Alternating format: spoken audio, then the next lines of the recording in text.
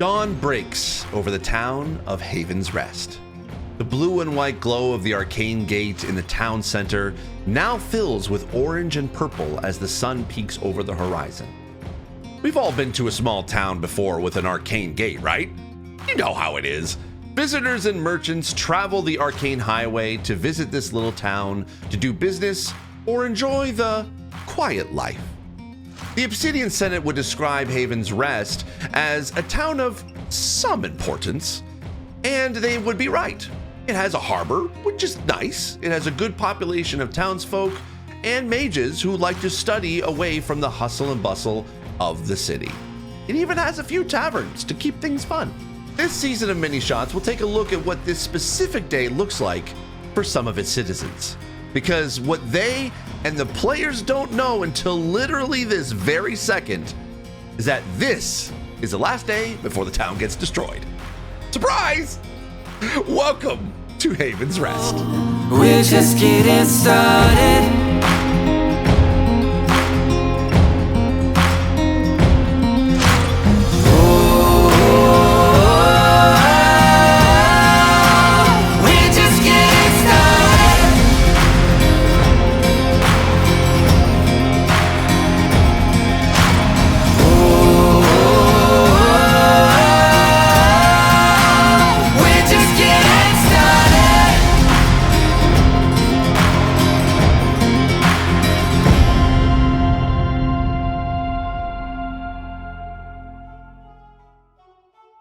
Quiet is the word of the day at the Odditorium.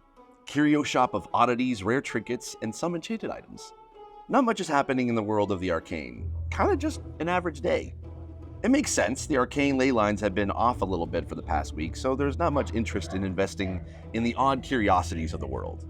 But Poppy, the owner and founder of the Odditorium, doesn't notice or also seem to care. She's happy and content in her back room, working as usual while several homunculus servants tend to the store. But before we see Poppy, let's look at the store for a second. The Odditorium is filled with what would look like a random hodgepodge of stuff, but they are all chaotically organized per Poppy's wishes. Most are unique, one-of-a-kind items, but several bulk items that are Poppy's specialty items are available to purchase. Could you describe kind of like what are these specialty items that you basically have like in bulk in the shop?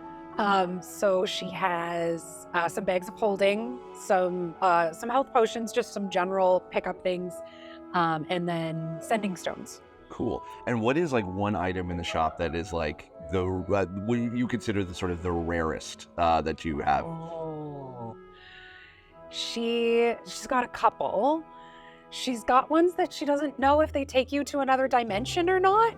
Okay. And she's like, I haven't tested them, but the magic that comes back is questionable at best and unreliable.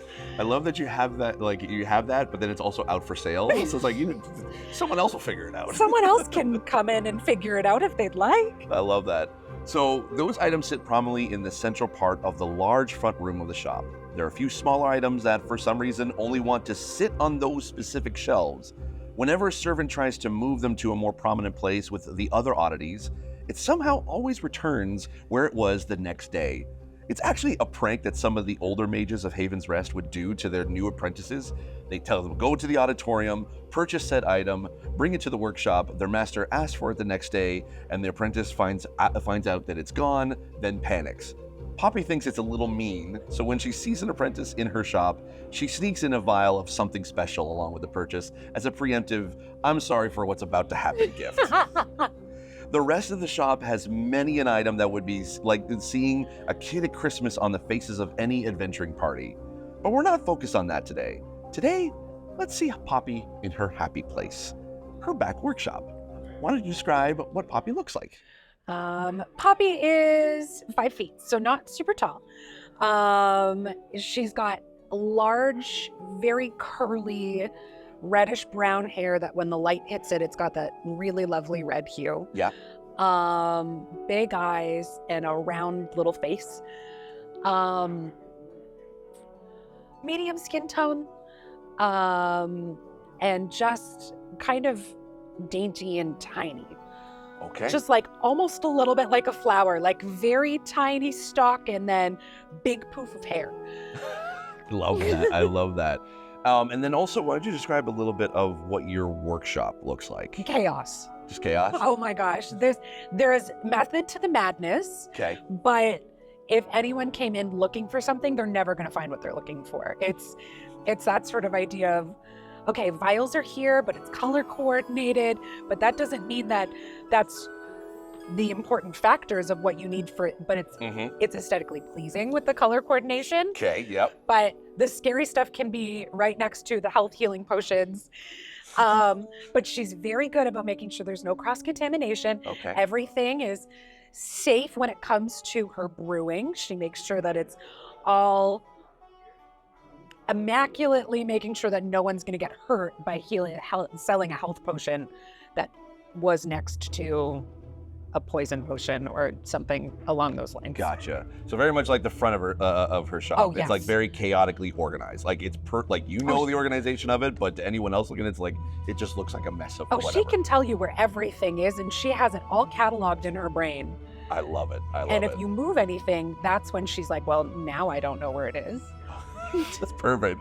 Okay, so as you're kind of like, what are you tinkering on currently within your workshop? I think she's doing just a little bit of tinkering to making a couple potions, doing the last little bits of like, okay, I'll stick them in the vials for myself, because around her waist, she's got a little belt that has little slots for vials. And you see some glistening vials, you see some dark vials, you see some bright red vials. They all have a different color and a different thing, and you can see she's just kind of filling in the spots that are empty. Love that. Okay, so as you're kind of you're taking away at the vials, you actually hear a little chirp from a sending stone. Okay. It's kind of like underneath a pile of like papers and stuff, and you go to grab it, and you know that is a stone from the Verdan Grove Library. Wonderful. So what do you do? You hear a little chirp. Oh, she goes right to it. And she'll just put down, maybe she'd finish filling the vial, she'd put it in her spot, and then she'd go right to it. Okay, perfect. So you pick up the stone, and you hear through her stone like the little message that is in the sending stone, and it's Celine, the librarian of the Verdan Grove, and she goes, "Oh, hello, dear. We could use a little bit of help at the Verdan Grove. Could you be able to come over at your earliest convenience?" Absolutely. She's like that little like pip in her step of like, oh, a new thing to like, okay, yep. Because she's always excited about the next new thing. Like she loves some of the really odd things in her shop, but the minute that she gets to look at something new, that's where her excitement, like you just see her peak right up.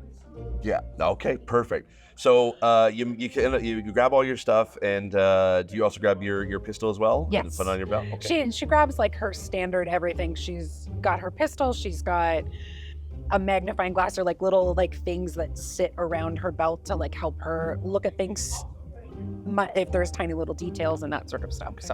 So you leave the auditorium, and you're kind of walking onto the streets of Silverside, which is the district within the Haven's Rest, and it's a very nicely like manicured. It's very clean, and it's just kind of like the nice part of town, and you can see like the sun like kind of shining off in the distance, and it's the early morning. You can hear the birds kind of chirping, and you make your way to the Verdan Grove Library, which is a large series of buildings surrounding a courtyard garden, and they call that garden the Verdan Grove. And each building has a bunch of different sort of buildings that are dedicated to specific topics of study. Basically, you have the arts, mathematics, arcana, geography, history. There's a hall of records. There's the bestiaries.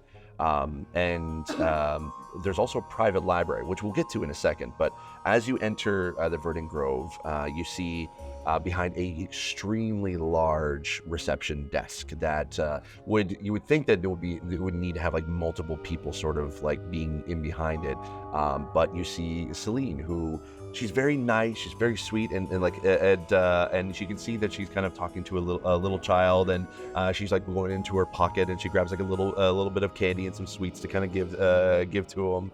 And each little piece of candy in D&D mechanics gives a little inspiration and a +5 to their HP. So cute.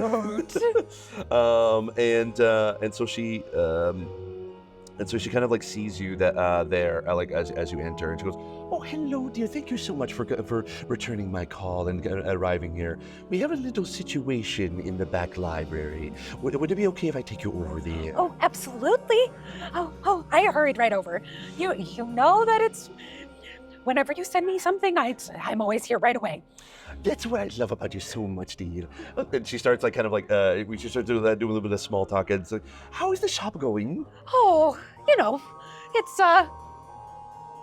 it hasn't blown up. Everything's fine, so that's always a good Anytime the thing. store doesn't blow up is always a good deal. Yeah, there were no fires this week. Oh, that is wonderful. So it was really good. Oh, amazing. So you kind of like converse like that as she leads you to the private back library that is only open to the mages of the town. And as you enter, it's sort of like this beautiful, sort of like opulent study hall with like shelves of like wooden shelves of all kinds of books from any type of like subject you want to be able to like look for. There's including stuff that are like from the arcane, or just from even things that no one would even like magic books that no one even would know about.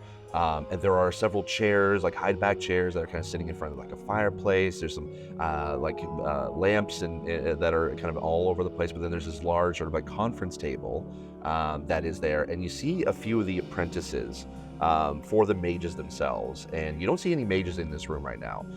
They may be in the sort of the different rooms that are inside the study, kind of like their own private vaults, but you don't see them at the moment. You don't really see a lot of the mages usually in this study. It's mostly a gathering place for the apprentices. Okay.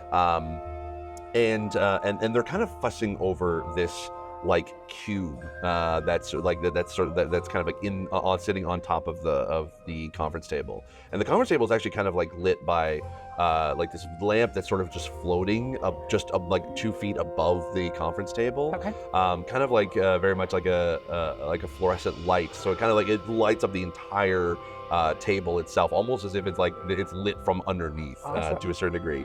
And they're kind of fussing over this one cube. There's like one apprentice that's kind of looks over to you and just kind of gives you like an incredulous sort of look, and but Celine catches it and gives him like the most stern look you could give, and immediately he kind of like shuts himself up. And Celine ushers you into the room, and she goes, "Children, settle down now." And she knows that basically that's what the apprentice sort of like worked up, because they're adults, but she knows like she's way older than them. So to anyone, she's basically children. "I have here Poppy to solve your little problem. Poppy, this is the children." And the apprentices are like again, they're like they kind of like give you a nod, and they kind of they sort of step aside from this sort of gold and brass cube on the main conference table. So what do you do? There's kind of just like a nod, but she is so focused on this cube. She's like, "So what have you done to it? I identify, I imagine, magic detecting, all the standard, right?" And so one of the apprentices goes, "Yes, we've already tried to detect magic and identify. We know there's something inside, but we have no idea how to open it." Have you asked it nicely? Sometimes you just need to ask nicely. And they kind of like give you like the most confused look, being like, "Were we supposed to ask it? Were we supposed to talk to it?" And you can hear them like kind of whispering that, and being like, You always try talking to it. You don't know if it's a creature stuck in there. You don't know if it's possessed by something. And sometimes someone just needs a friend. Celine has like a big, huge smile on her face as she kind of like just slowly and silently kind of like exits the room. She's like, she knows you got this. So one of them kind of like looks kind of like different from the other apprentices, but is like, we really could use your help. We've tried everything. We don't really want our masters to know. We were told to sort of solve this cube, and we know this is kind of a little bit cheating, but we have yet to be able to figure out. We don't want to disappoint them. Is there anything you'd be able to do to help us at all? I can absolutely help. I love a puzzle, but you know, cheating is not necessarily going to help you get further along here. You're not going to learn the lesson that you need to learn. With this, the same apprentice says, we know, but we figure we would love to be able to learn from an expert so that we can see the work being done, so we can note for future stuff. Well, every puzzle like this is different. And she's like, at this point, she's like talking and she knows they're there, but she's fully just like walking around looking at the cube. Sure, yeah. So what does she see? So this puzzle box has like 4 half spheres on each side of the box. Okay. And if you look closely into the spheres, they're kind of they're semi-transparent. There's like a mysterious gas that flows freely in each one. Okay. The brass corners have runes on them, but in each corner there is a small, tiny little hole in each of it, and they're it's a very ornate kind of a box, and it's got like the gold is like shining like with the reflection of the light above the table, and you can see like there are little tiny runes that are just kind of like all like kind of almost chaotically all over this box. Okay. So what would you like to do to Does she recognize the runes? Let's see. Why don't you roll a history? Okay. Yay, first roll. Yeah, first roll. Dice be nice to me. You said history, Yes. So 15 plus 6, 21. 21. Okay.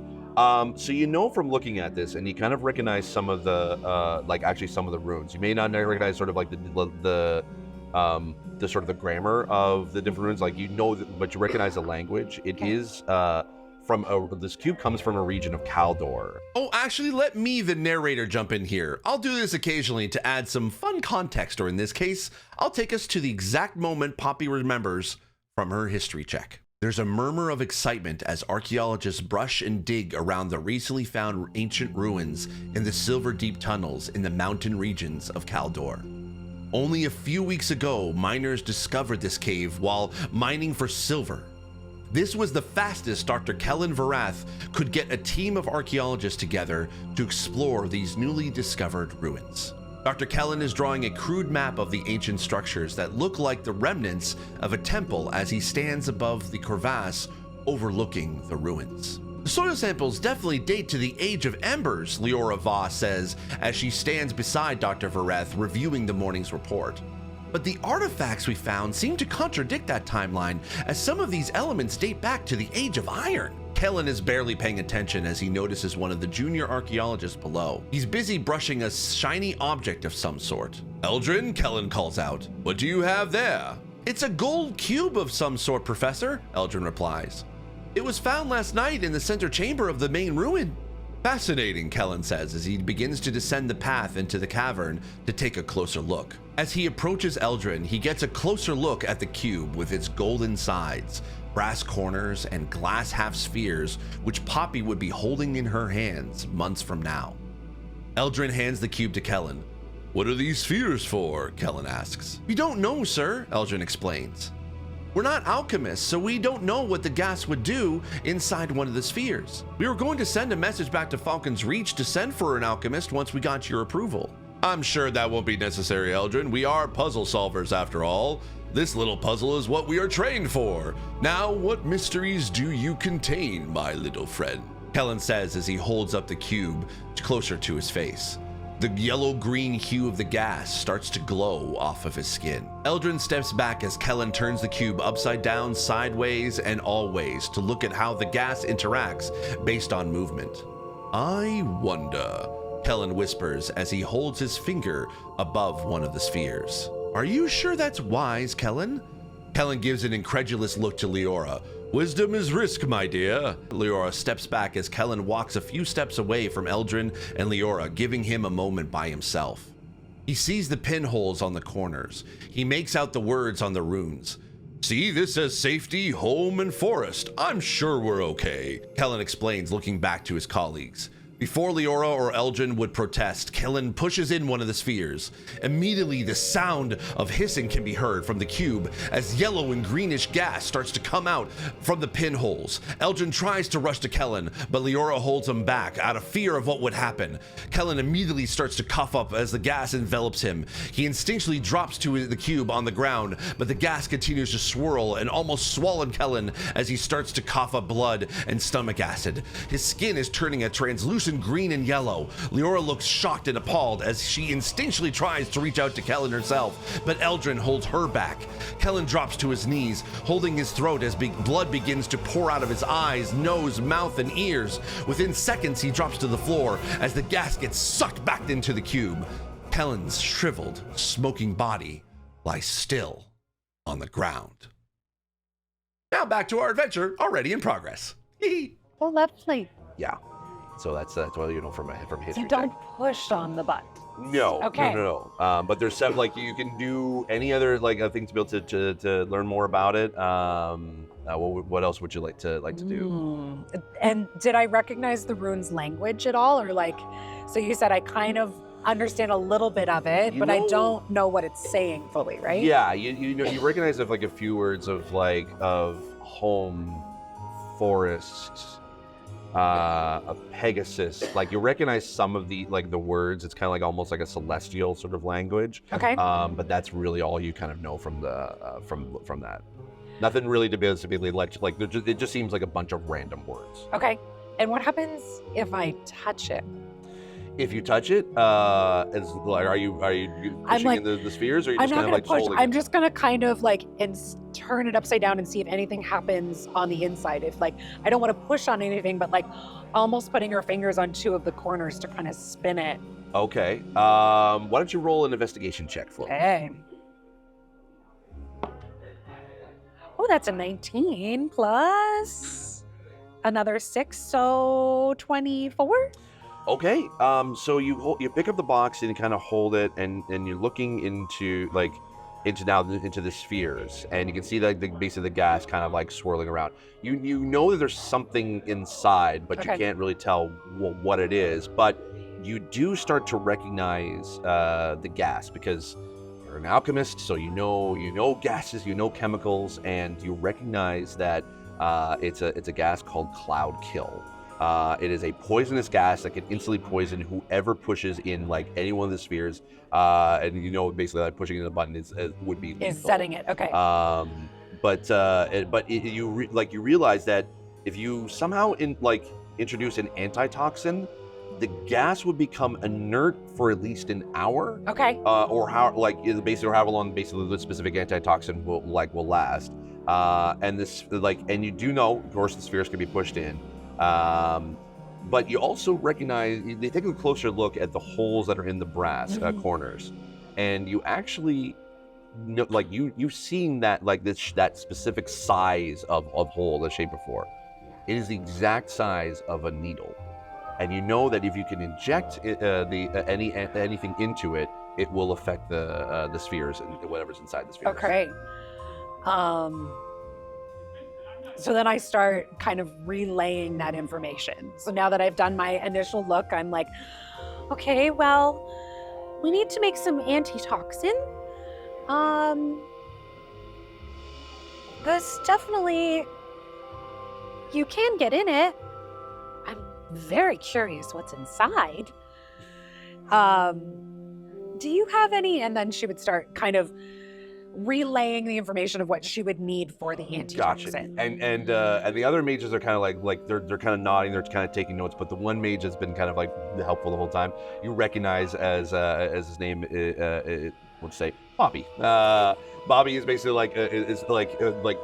you recognize Bobby as sort of like one of the mages, or one of the prank that was kind of talked about earlier. Like you would basically like you really were really nice to Bobby when he came into your shop. He immediately starts kind of like grabbing all the like from different shelves, like because they have like a little alchemist sort of like a chemical corner. Like they basically start pulling off like different vials as you're sort of like labeling them out, and kind of brings them over to you. Awesome. So what do you do? Does anybody know how to make this antitoxin, or should I talk through the steps as I'm doing it? They kind of hesitate a little bit, and the mage that's Bobby is basically, we haven't got to that subject yet in our studies. Okay, so stand back. Does everybody have goggles? And you see her start like very focused. She starts just reaching in to the pouches around her waist as well. So she's got like on her waist, she has all of the vials, but like she's got a really puffy skirt and then lots of pockets. And you can see as she's pulling things out of her pockets, there's like tools and goggles, and she just starts putting it on. And as she puts it on, it has to like go around her hair. So now there's like two big loops with just the band of the goggles. I love that. And you can see that she's just like focused, getting ready, and like making sure that everybody else is like taking a step back. Yeah, you and just say putting like on their safety precaution as well. Yeah, like as soon as you say like, does anyone have goggles? The one like some of them actually do have goggles. They have it like in their cloaks that they're able to put on, but the rest like just kind of take several steps back, just in case. So yeah, you kind of pull together all the different chemicals. You start explaining it to the different mages. Like here, like you need to only have like a quarter amount of this, and you need to be very careful when you're pouring this, so to be able to make sure it doesn't touch the different sort of the outside of the container. So why don't you roll a medicine check to see how well this antitoxin does. I am rolling really well. That's a 16. You wanted a medicine? Yes. It's +3, so 19. Okay, so you were able to create this antitoxin, and it kind of has this sort of very similar, actually, hue to the cloud kill gas itself. But you can kind of tell you weren't able to get it like where it's like fully potent, where it can last like at least an hour. Okay. But you know it can last at least a good 15 minutes to at least like activate the cube so that it's not going to be able to release the gas, and it basically becomes inert, so you're not going to get poisoned. Okay, perfect. So do you insert or inject the antitoxin? I look around and I go, does anybody want to do this, or am I just going to keep going? I have to insert the antitoxin in through this tiny little hole with a little needle. And she's looking around like, I don't want to take the joy away from everybody else. I want to do it myself, but if I'm trying to teach.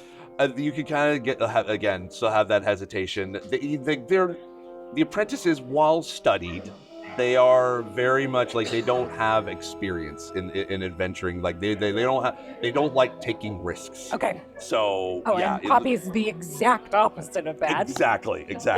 So as you're saying that, you basically like you see that station. He's like, I'll just do it myself. So you put inject the vials into the corners, and you can start to see that it interacting with the gas. And now you know that it is safe to be able to push in the spheres. Okay. Should we do this in a closed room, or is in here okay? Well, you do know that in here, in this room, is very protected. Okay, good. It is shielded from the rest of the library because it's mages, it's apprentices, they work with magic. Anything can happen. So Celine was made sure that this room is super protected from inside and outside. Perfect. So then Poppy's gonna... Can I still see the gas, or has the gas now disappeared? So what's great is that you can see like the antitoxin and the gas starts to kind of like form together. Like the gas is a little bit more like a yellowish, greenish hue. Yours is like a greenish hue, so it's kind of like almost like the green and yellow sort of start to combine. Ooh. And you can start to like, and then it rapidly sort of like kind of melts together, but then it just slowly settles down, and now it's actually like moving slower than before. And I can't see anything through it, right? Okay.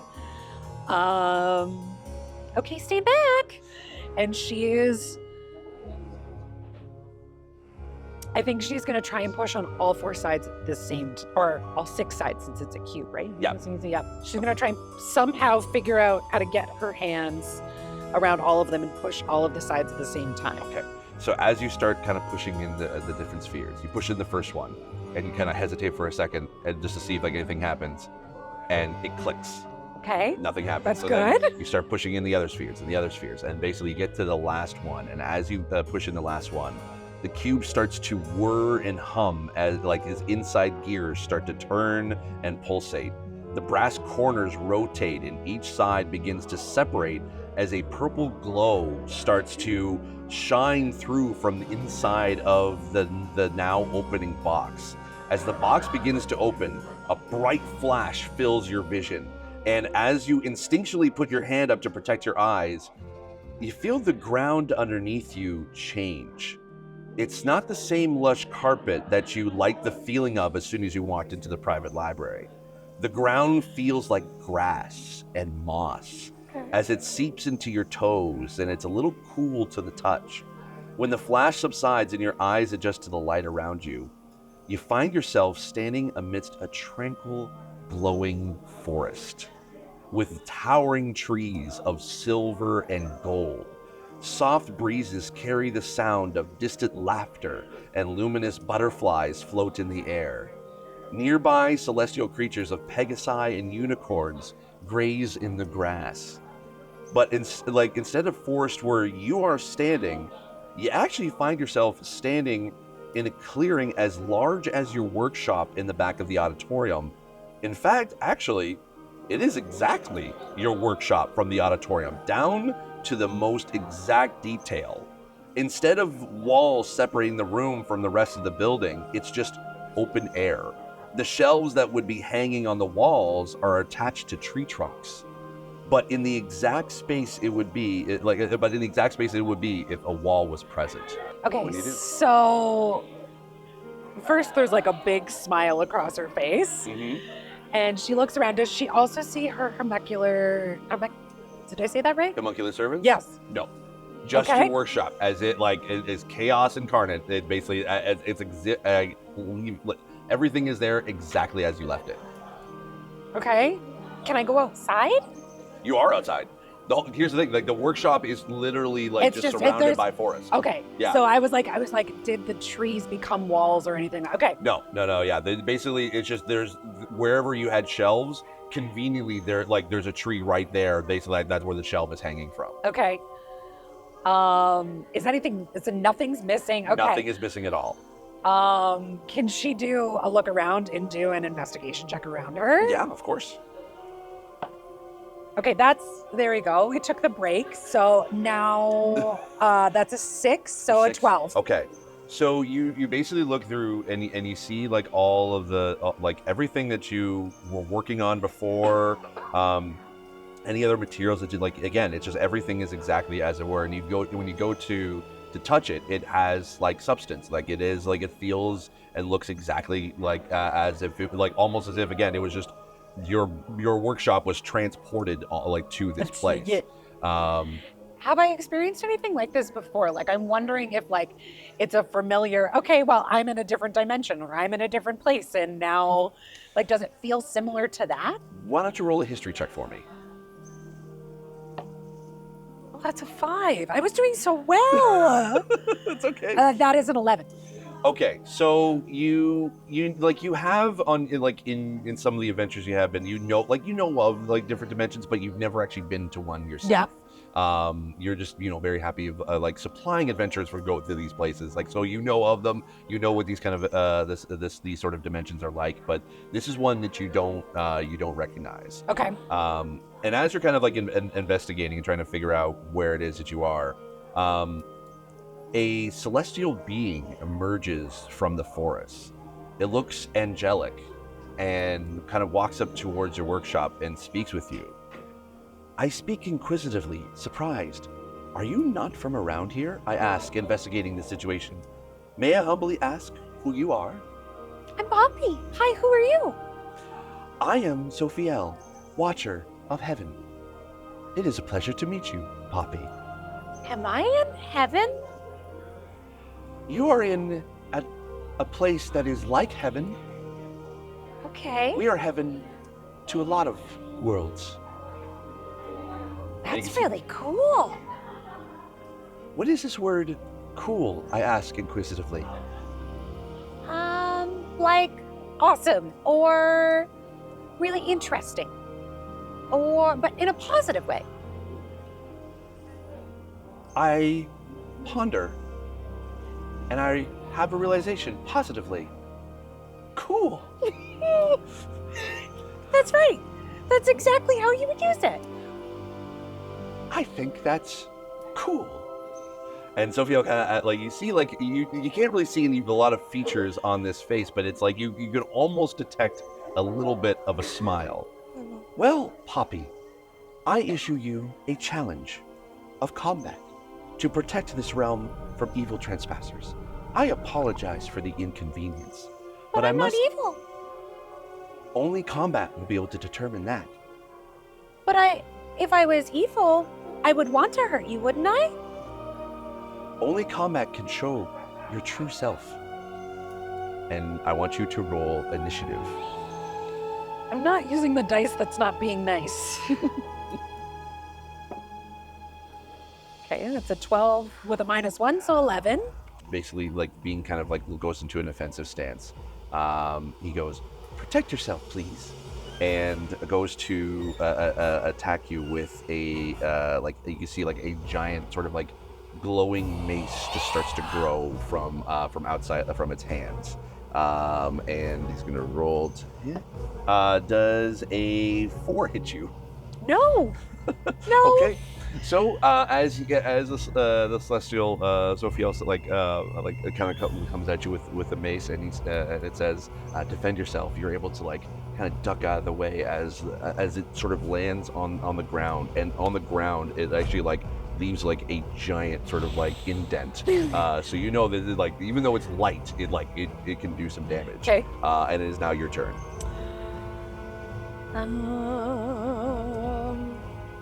I don't want to hurt you, as reminded while she pulls out this blue swirling, like looks like a snowstorm, little vial, and she puts it, and she pulls her gun from her hip, and she puts it into the gun, and fires it at her feet.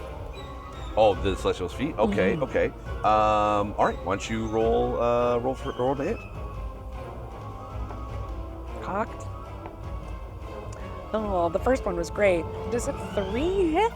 We're both doing great. It does not. No. So what is like? So when you shoot the ground in front of, what is the like when the? So why don't you describe kind of what happens when the vial sort of like is in this pistol and fires? So as you see it come out, it almost looks like a bright light that comes out of the gun going towards the feet, and it shatters, coming up in a puff of snow, kind of looking swirling, and then it just doesn't get any purchase. Okay. All right. Perfect. So the celestial, fascinating, and then basically kind of takes a step back, and you can then see the Sophia like puts away like almost as if like the same thing as like the mace just sort of grew out of the hands. You then start to see a bow start to kind of grow out of its hands, and both you and I are rolling really badly today. Does the 6 hit you? No. Yay. Okay, and so as it sort of pulls back, Sophia pulls back the bow. Again, you just sort of like you kind of see it coming, and you're just it just goes wide just above your head. You are a smallish creature, so it's like you're able to kind of just doesn't find purchase, and it's now your turn. Okay. So next she's gonna pull out like a green vial. Okay. And it's got like a green and a little bit of like black, gonna sound really gross, but like phlegmy looking kind of inside. Okay. Where the other one you could really tell was swirling. This is like, it's got like a liquid sluggy style. Okay. And she sticks that into her gun. All right. And does an 8 hit? It does not. No. We're both doing really great. Yeah, this is interesting. This combat is going really great. So I just describe what happens like when so as you shoot, like again, it's kind of like just kind of goes off, like just misses, just barely misses, and Zophiel's kind of like trying to determine, are you doing this on purpose to not try to hit, or are you like intentionally missing? But what happens when the sort of the vial explodes? So the vial just went right past and explodes into this like slug-looking thing that just kind of like seeps into the ground and disappears. Okay, and again, it's like Zophiel's like, very fascinating, and goes for another sort of kind of takes a step back and just does another bow attack. Okay, does a 18 hit you? Yes, Okay. That hits. All right, so you take 8 points of radiant damage, Okay. and it is now your turn. Do I have to fight you? I've shot 2 shots, and I'm showing you that I'm capable of protecting myself, but I don't choose to hurt creatures that clearly are not trying to hurt me, where I'm trying to defend myself. Are you? So you're saying this like? Are you? Yeah, you, like, she hasn't loaded her gun. She's just kind of back in the holster and doing this. Okay. All right, and that's your turn. Mm-hmm. Okay. Sophia kind of takes a step back, and like investigating situation, pondering. You do not seem of like an evil type. I'm not. I like you, Poppy. And Zophiel kind of like stands down and bows towards you. I appreciate your candor, your thoughtfulness, and I received this gift as it was an honor to do combat with you. And they reach out and touch your head, and you start to see like a little bit of like a glow, or like kind of around your very massive sort hair, and you actually receive. Let me just try to find my. Here we go. Oh yeah, you receive 14 points of healing. How better? And as Zophiel lifts up the hand, you actually kind of feel as well that you feel like now a connection with Zophiel. Like you can almost kind of like now understand sort of Zophiel's thoughts, and it's just a like a swirling sort of like almost like imagining like light sort of trying to talk to you. That's the kind of what's flowing through your mind. It is peaceful, it is quiet, and you realize you actually have learned a brand new spell. You can actually now have the spell of Summon Guardian that's now in your repertoire, and you now know, like as you're kind of like thinking in your head, as of course your alchemist sort of brain, you can sort of like you can sort of feel like Zophiel's sort of like piecing together that same thinking too, and between you and Zophiel, you're able to like determine how to be able to infuse that into a physical gaseous form, like into a vial. Oh, so you can be able to use cool. And you actually, both of you, like instinctually just go to your workshop and just start putting it all together. And Zophiel's like kind of helping you, like instinct. It's almost like you have like two separate, two other hands that is at the speed of your thought. And as you sort of think of you need this sort of a piece of gold over here, it's like instinctually like Zophiel goes to grab for it without even having to say anything. And at the end of this, you build this vial, and it instantly sparks of light inside as you put the final touches, and it's glowing. There's a glowing white liquid that gets brighter when you shake it. And Zophiel goes, "That was amazing and also cool." And like, "It is a pleasure to see you today, Poppy. I shall return you to your home. You're welcome back here any time."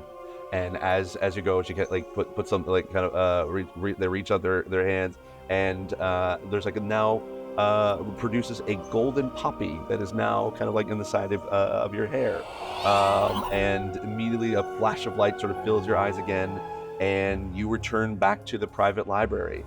The apprentices are still there, but they're also like they're in different places than they were just like a few moments ago. They're like, some of them are sleeping in chairs, and some of them are still working.